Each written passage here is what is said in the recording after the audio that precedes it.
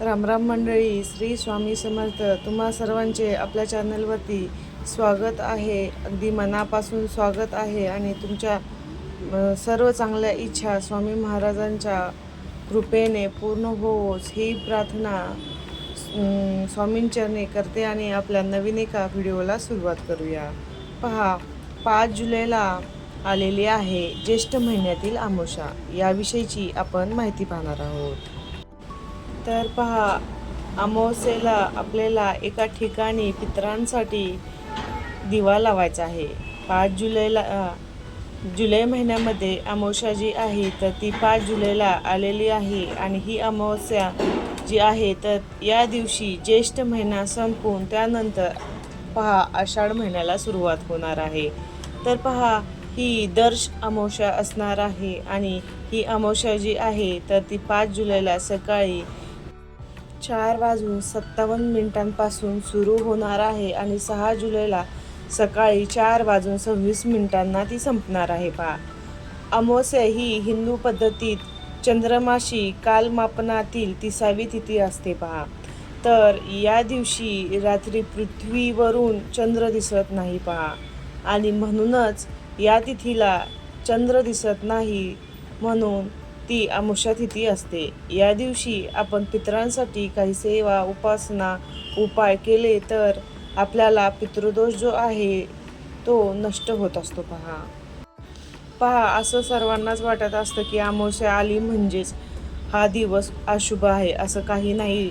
फक्त अमावस्येच्या दिवशी नकारात्मक शक्ती ज्या आहेत, नकारात्मक लहरी ज्या आहेत वातावरणामध्ये, त्यांचा प्रभाव जास्त प्रमाणात असतो. परंतु अमावस्यासुद्धा इतर दिवसाप्रमाणे शुभ असते.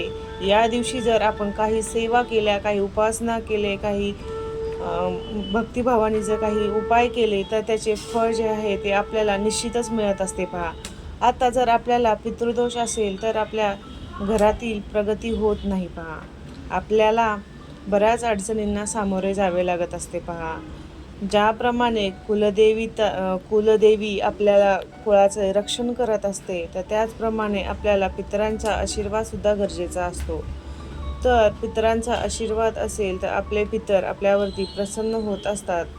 घरातील प्रगती होत असते, आपल्या मुलांची प्रगती होत असते, आपल्या घरातील सर्व कुटुंबातील सदस्यांची प्रगती होत असते.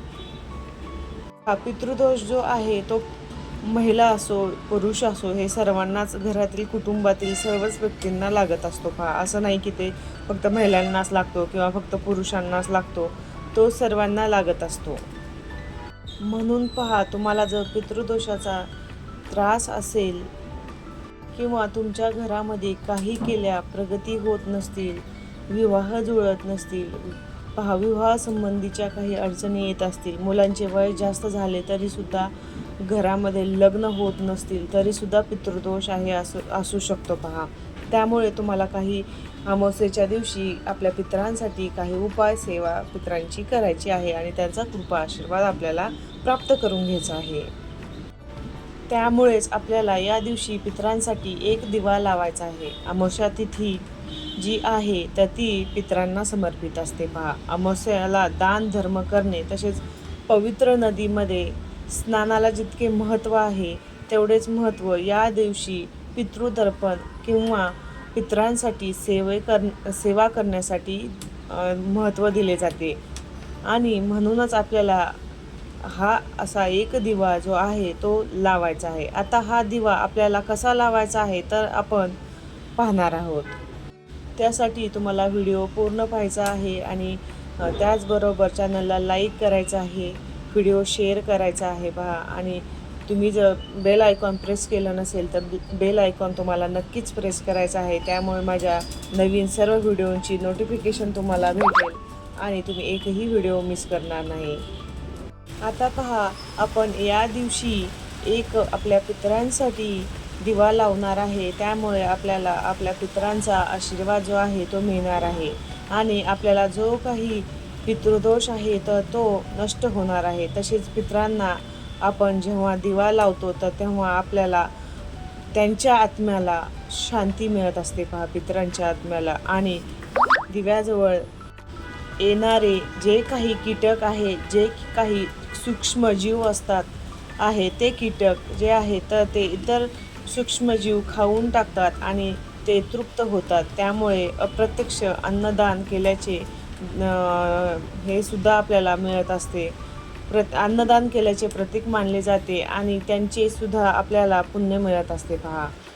तर पहा, दिवा घेत असताना आपल्याला कणकेचा दिवा घ्यायचा आहे पहा. जर तुम्हाला कणकेचा दिवा घेणं शक्य नसेल तर तुम्ही मातीची पंती घ्यायची आहे. तुम्हाला शक्य असल्यास मातीची पंती घ्या.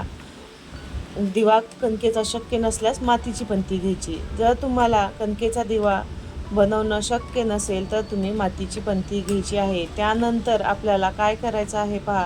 तुम्ही जर यासाठी कणकेचा दिवा वापरणार असाल तर त्या कणकेमध्ये कणिक मळत असताना, भिजवत असताना तुम्हाला त्याच्या पाण्यामध्ये थोडासा गूळ टाकायचा आहे आणि मग तो दिवा बनवायचा आहे. म्हणजेच थोडक्यात काय तर गोड कणकेचा दिवा आपल्याला बनवून घ्यायचा आहे.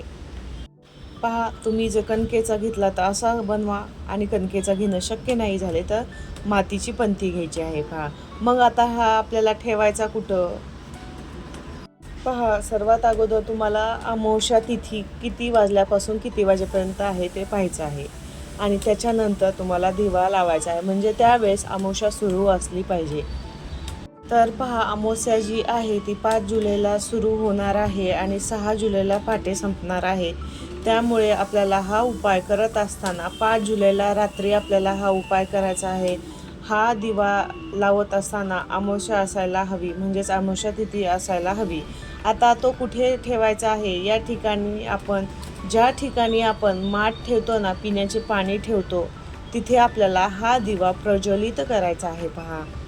हा माठ जो आहे तो कुठल्याही कलरचा असू शकतो. तुमच्याकडे काळा असू शकतो, लाल कलरचा असू शकतो, माती कलरचा. जो माठ असेल तर तुम्ही तिथे ठेवायचा आणि तुमच्याकडे माठ जर नसेल अवेलेबल तर तुम्हाला हंडा तुम्ही जिथं ठेवता तिथं तुम्हाला दिवा लावायचा आहे पहा.